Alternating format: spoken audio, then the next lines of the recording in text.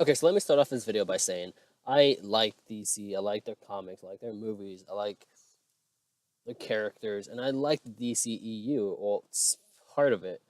And this is not anything to just straight out bash on the DCEU. This is all done in fun. So please don't get angry. This is just all done in fun, and I will do this for other cinematic universes as well to show that I am not being biased here. So let's start off with number one. The Justice League is pretty dumb. Now I know they have Bruce Wayne, the smartest human alive, and Superman, and all these other smart people you would think, right? But for some reason in the Justice League movie, when they revive Superman, they leave the mother box unattended, even though they know that Steppenwolf is looking for these mother boxes, and that's how the last one gets taken because they leave it. And I know you could say, oh, but they went to go fight Superman and chase him. I know that, but still, you should think, hey, we should probably watch that because Steppenwolf might come and grab it now that it's unattended because we're smart. Second thing is, this is more of a Man of Steel type of thing or Batman v Superman type thing. Lex Luthor wants to stop Superman because he's an alien and he's really powerful and he could turn on humanity and kill a bunch of people. And if he turns on humanity, then it would be pretty much be impossible to stop him. So what does Lex Luthor do in contradiction to that? He builds a powerful monster that fights the alien and probably kills even more people than Superman would ever kill. It just seems kind of contradictory to really just build a monster. It's like fighting fire with fire. You just get a bigger fire. So that was pretty dumb by Lex Luthor, and his thinking is definitely off. Now this is for Man of Steel. Clark Kent, he gets a job at the Daily Planet. We all know that. Right after the entire world saw Superman fight it out with Zod, and I'm pretty sure his people know his face. He's pretty sure he was all over the news, all over social media. His face is photographed and documented and saved. That we had to look out for the Superman guy. He just destroyed an entire city, but for some reason, no one recognizes him, or no one has facial recognition in the DCEU for some reason. Like, and I know you're gonna use the excuse, yeah, but he's wearing different clothes and he has glasses. But that doesn't mean he's in disguise. I mean, at least in the original Superman movies, he changed his hair a little bit and he had the suit and the glasses and it kind of made him look a little bit different. But in this one, he just literally puts a different change of clothes and puts glasses on and no one recognizes him. No one even thinks to Lois, hey, the guy you're living with, he kind of looks like Superman.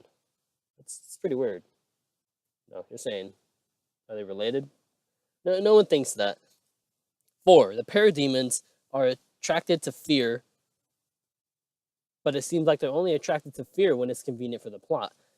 We hear that they're attracted to fear. We know that from Batman, what he says in the beginning of the Justice League, and we see it throughout the movie.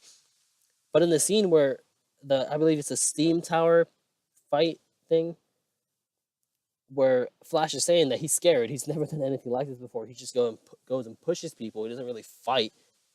He's scared, and yet none of the parademons feel him. None of the parademons go towards him, and they don't feel that attraction to his fear, to the Flash's fear.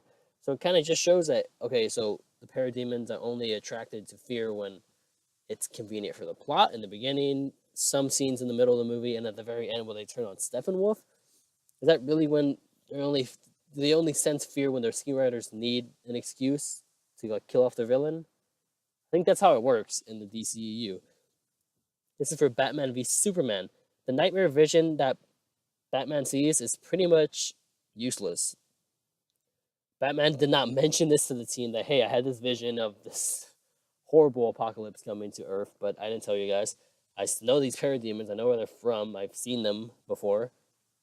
And he doesn't mention the fact that he has seen the Flash before. Or he doesn't... Batman pretty much acts somewhat new to the fact of seeing the Flash and not knowing what he does, even though he's seen the Flash in costume before through this nightmare vision. And he doesn't even...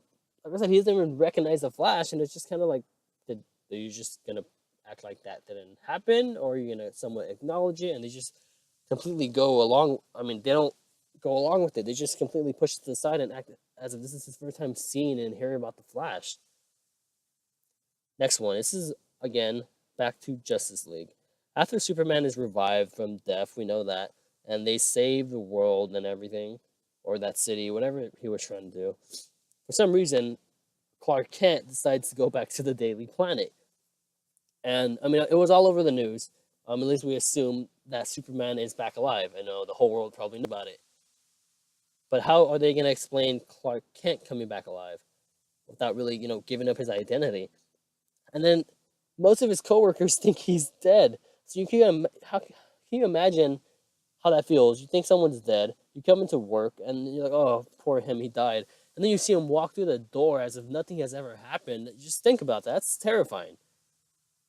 That's terrifying. He probably gave Lawrence Fishburne's character a freaking heart attack. Cause I would be scared. I really would. And then this is another one involving Superman. Is of course everyone knows about this. Everyone's been talking about this. Why does the dirt rise from the coffin at the end? When we see Superman in Justice League, he's clearly dead. When they pick up his body and move him around, he's not alive. So why did you like wake up and then go back to sleep in the coffin? But what was happening? Again, just that that doesn't make sense. You're just kind of ignoring that happened. And well, guys, that's pretty much it. Again, like I said, this is for fun only. A couple things I saw while watching some of the DCEU movies. I saw, hey, this is a little contradiction with like something there, and then I just made this for fun. This is fun. It's like I said, it's called nitpicking at its best. The DCEU. I'm gonna do it for Star Wars. I'm gonna do it for Marvel. I'm gonna do it for a bunch of other things. So just don't get angry. Let me just ask you guys, what do you guys think about this? What's the biggest contradiction or open story thread that you guys are just really bothered by the DCEU?